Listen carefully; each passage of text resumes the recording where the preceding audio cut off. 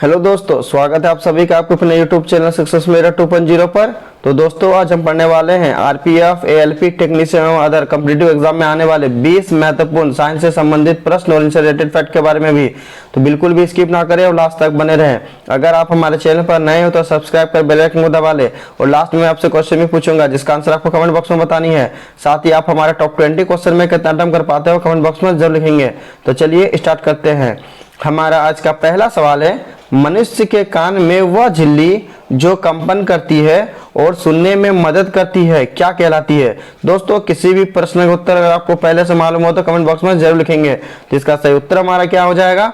Option number A, कर्णपटा या ear drum. Ear drum इसका English नाम है दोस्तों, और कर्णपटा हिंदी में बोलते हैं। तो कर्णपटा अर्थात ईयर ड्रम मनुष्य के कान की वह झिल्ली है जो कंपन करती है और सुनने में मदद करती है।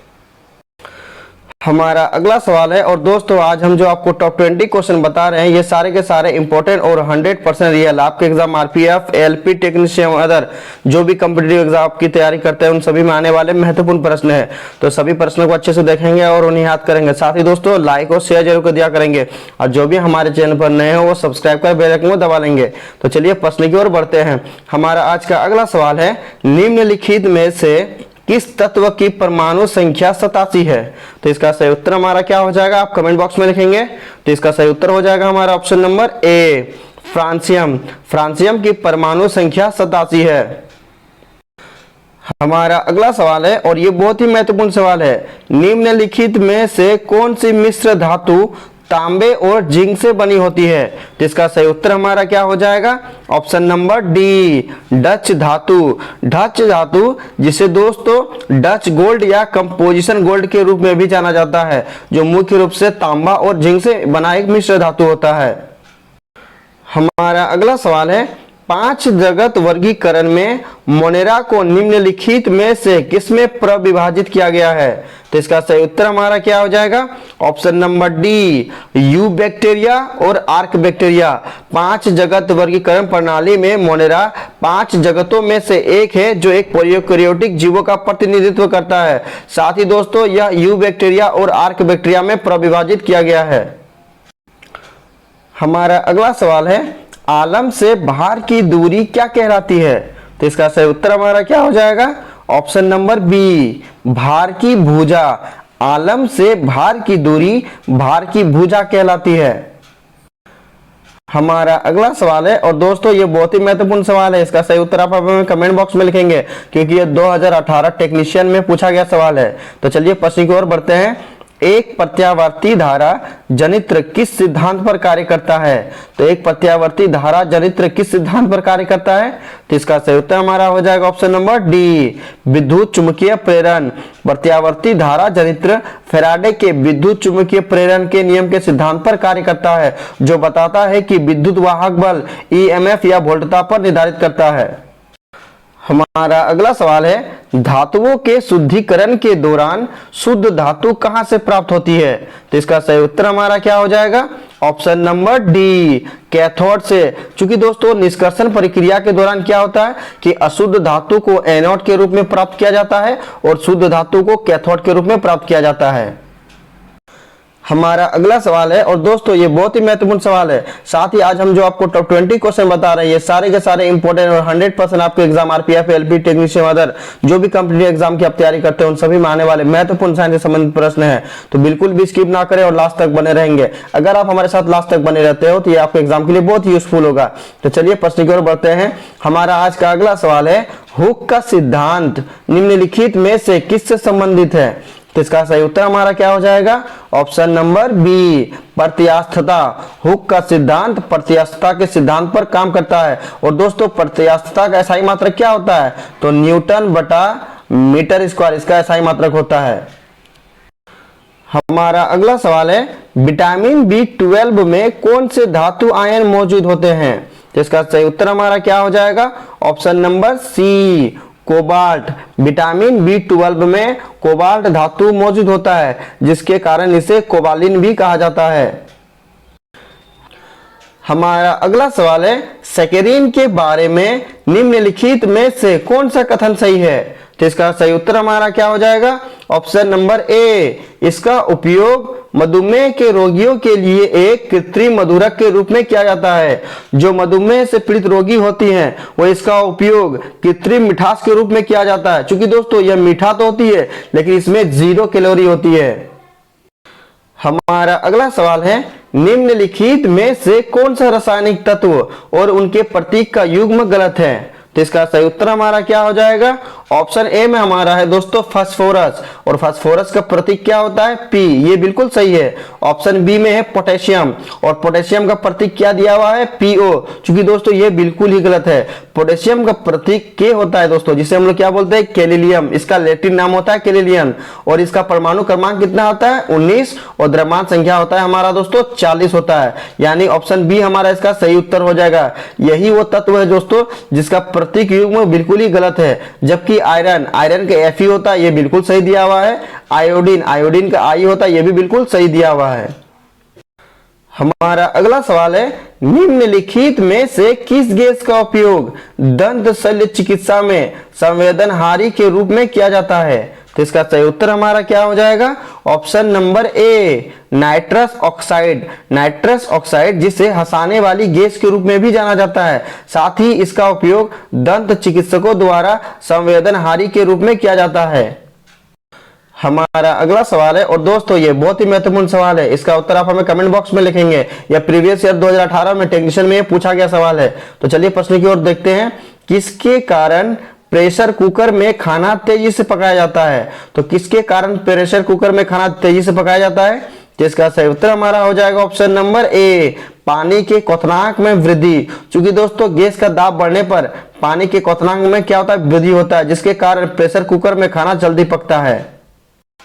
हमारा अगला सवाल है, नाभिकीय रिएक्टर में कठोर जल का प्रयोग किसके रूप में किया जाता है?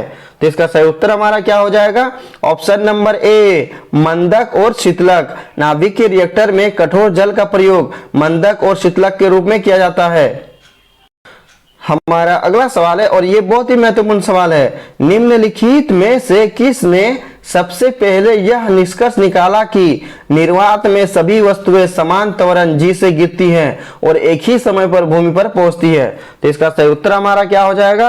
Option number B, Galileo Galilei. चूंकि दोस्तों यहाँ ऑप्शन डी में हमारा सर आइजैक न्यूटन है, तो बहुत सारे स्टूडेंट क्या करेंगे? सर आइजैक न्यूटन पे क्लिक करेंगे, जो बिल्कुल ही दोस्तों गलत उत्तर हो जाएगा। हमारा ऑप्शन बी इस सही उत्तर हो जाएगा दोस्तों, गैलीलियो गैलीली, जिसने सबसे पहले यह निष्कर्ष निकाला कि निर्वात में सभी वस्तुएं समान त्वरण जी से गिरती है और एक ही समय पर भूमि पर पहुंचती है।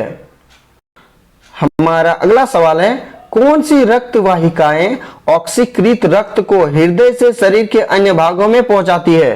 तो हृदय से शरीर के अन्य भागों में कौन सी रक्त कोशिकाएं रक्त को पहुंचाती है?